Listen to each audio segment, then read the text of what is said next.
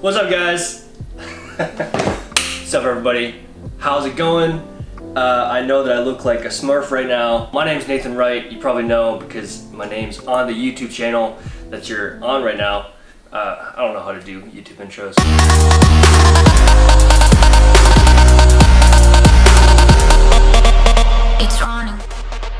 I'm kind of filming this video today in reverse because I'm actually about to go to the gym right now. I haven't gone yet. It is a Sunday afternoon when I'm recording this, and I'm about to go probably do like a back workout and some abs and stuff like that. I've been filming my workouts a lot for Instagram especially, and then I've been starting to record for YouTube again. What I wanted to do today was kind of talk about ab workouts. It's because I feel like everybody wants to know the best ab workouts to do. That's like one of the top areas of focus for a lot of people. And I feel like there's a lot of just, myths about how to do it, the best ways to work your abs. Do you even have to, or do you just have to diet down?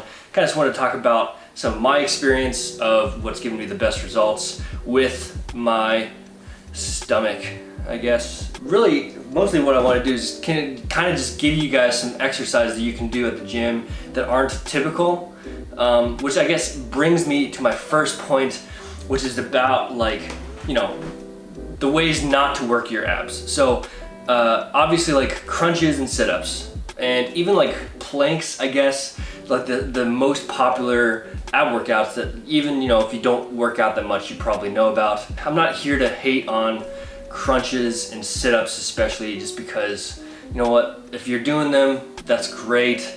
Good job for putting in the effort, but in my experience, there are better ways to work your abs. If you think about what your abs are, there's several different areas: your upper abs, your lower abs, your obliques, which are on the sides. And so just doing 30 crunches every few days is not really going to give you like that kind of ripped six-pack look. So if your ab routine so far has looked like 50 crunches or even like 100 sit-ups at the end of your workout, and you're kind of frustrated because you're not really seeing the results that you want, it's probably because there's better ways to work the muscle, for one thing. And then also point number two, I guess, is remembering that no matter how much you work your abs, and this is really true of any muscle, how much you work any muscle on your body, the way to best reveal it is to bring down your overall body fat percentage, which is why it's such a common phrase oh, abs are made in the kitchen, which is true to a certain extent. Abs are built up in the gym and then they're revealed in the kitchen, so, and that, like I said, that's true of any muscle. If you want your biceps to really be a feature on your body or whatever, the best way to really have them pop is to work them well, and then also to bring your overall body fat percentage down. It doesn't matter how many reps you do or what weight you use or how often you do a exercise routine for your abs. You're not going to have abs unless they're properly revealed through your nutrition, especially. Keep in mind that with any ab routine or any exercise routine, if you see on YouTube, oh, six-pack guaranteed if you do this, or yeah, six-pack promise if you do this, I've been there on that whole realm of YouTube. There is no six-pack guarantee based off of one routine. That's baloney, and they're lying to you, because it doesn't matter what workout you do. If you do the best ab routine in the world, nothing's guaranteed unless you put in the effort, both your consistency and your patience over time, as well as just being smart with your nutrition to reveal the abs. So that's kind of all I have to say about that for right now. Let's get into some actual ab exercises that I really enjoy, that are kind of atypical, that aren't just sit-ups, aren't just crunches, aren't just machines. Aside on machines like this one, any machine in the gym that really narrows your range of motion so that you have to be on that track, if that makes sense. If you have to make your body fit into that track of motion that's in that machine, whether it's an ab machine or a back machine or a chest machine or whatever. The thing is that your body might not move naturally the way that machine is forcing your body to move. And that's really true of most ab machines, is it says, okay, just use this resistance, hold here, and use this resistance to contract your abs, and you're working your abs. But really it can actually mess with your spine in different ways because your back and your body's not really naturally moving that way. So that's why in most cases, I'm really a big fan of using free weights, free motion, natural movement. For the most part, especially for abs, stay away from machines because there's so many great free motion ab workouts that you can do, whether if it's just on your floor with no equipment or with minimal equipment. So here are a few of my go-to creative ab movements that you can try out in the gym today. Okay, so cable crunches, this is great. This does use equipment, but if you think about progressive overload, which is, you know, a key term in the gym, really just getting better, getting stronger over time. And so doing like a crunch, you can't really do anything to get better at crunches over time, except for just do more of them, you know. So doing like something like a cable crunch is a great way to not just do more reps or less reps, but also add some of that resistance in a natural range of motion, which is why I like to use the rope, because whatever way that my body is moving when I'm doing the crunch, when I'm bringing my chest into my belly button, that's the best way of thinking about doing a crunch, is you can really mess with the weight that you're doing.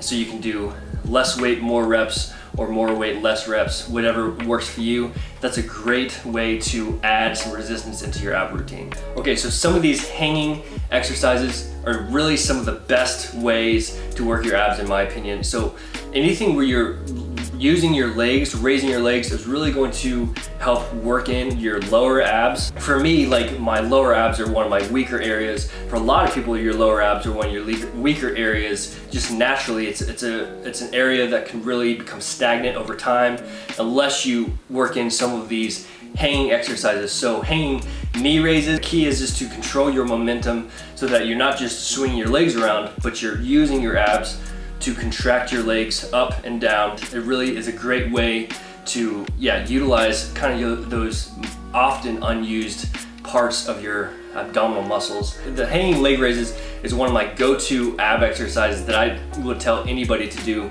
that hasn't formally done them. I think they utilize the abdominal muscles way better than a lot of floor movements. Yeah, so give hanging leg raises a try. One of like the best ab movements in the world, in my opinion. If you think about the obliques right here on your side, really they're best worked not just through contracting like this. You see some guys holding like one dumbbell in their hand and contracting, but really the best way to work your obliques is through a twisting motion, kind of like when you twist them like this. See this tentacle? It's actually shorter than all my other tentacles, but you can't really tell, especially when I twirl them like this. I'm H2O intolerant. I'm obnoxious. So with these hanging oblique raises, what's so great about them is they really allow you to, even through a very slight change in your movement, really it's a very subtle motion, but you're contracting your obliques with your knees side to side. And this, even though it probably looks easiest out of all these like hanging leg exercises, it gets my obliques sore more than like almost anything else. So think about anything where you're twisting your core. That's going to be really great for your obliques. Not just that, but also doing anything where you're kind of unstable and you have to stabilize yourself. Great way to strengthen your core and your obliques. Okay, toes to bar. These are great. It's kind of like a CrossFit movement. Like you see them in a lot of CrossFit wads at like the CrossFit boxes for all my CrossFit friends. Form is really key on this. You know, if your form is terrible at first, that's okay. It really just, being safe with your form, making sure that when your toes are way up high, you're not dropping onto the ground and breaking your entire body. So these are more advanced. Like, it takes some time to learn form, but that's true of like, any of these movements, just taking the time to learn form and do it properly. And again, using your abs, because remembering with all of these that these are ab exercises, and so you're not just throwing your legs up and then throwing them down. Make sure that your core, the mitochondria, it's the powerhouse of the entire cell. Okay, over halfway done. I know this video is going long. So starfish crunch, these are like super tough and they look so simple, but they really recruit like your entire core, your back core, and I think the Marine Corps actually uses it. I think that's where they get core from. And you twist, and you twist, and you twist. It strengthens your entire core. Your back core, your arm core, the Marine Corps actually uses it I think that's how they got core. The key to these, I guess, is not cheating with the motion, really going through a full range of motion with your limbs stuck out just about as far as they can go, not bending your arms or your knees so you can touch, even if you don't touch your toes completely, or touch your hands to your toes, but come close when you're contracting. I think that, yeah, that's just the key, because you're gonna start to burn. And also, you're not just lying flat on the ground, but your arms and your legs are a little bit suspended off the ground just to add to that tension. Give these a shot. Okay, so push-up kick-throughs, this is the kind of thing you see in like Insanity or P90X or something like that. It's kind of like an ab exercise. It's really just something that I kind of throw in for a little bit of cardio and like full body blast. For the scientific term. As you're doing push-up and kicking through, it's kind of like what I was saying before about your obliques, that whole twisting motion, and even just staying in place, using your core so that you're not falling over when you're doing these. These are great for when you don't have any equipment, you're just in your living room and kind of just want to get a full body burn. Full body burn. Okay, plank knee tucks. These are awesome. So planks are great. You have to stabilize yourself for a certain amount of time, but it's kind of like what I was saying before. The only way to get better at a plank is to go from doing it for 30 seconds to doing it for 45 seconds or 60 seconds or whatever, and that just gets super boring for one thing, and also just it kind of messes with my mind when I'm just sitting there and staring at the clock the whole time, and so doing something like a plank knee tuck is more difficult because you're not just stabilizing yourself while sitting there, but you're stabilizing yourself while also doing all this movement as well. These are great. Another movement where you don't have to have any equipment, any gear, just do them on your kitchen floor. Yeah, I like these. Okay, last one of the day. These are fun and awkward to do. I guess it's like, I don't know, they look kind of funny if nobody knows what the heck you're doing in the gym, but this is probably the most difficult ab exercise that I've listed today. So I've saved the best for last. So the key to these is, again, your time under tension, how long you wait between when your toes are in the air and when they're getting to the ground. Because if you kind of just go straight down in 1 second, you're not really doing a whole lot.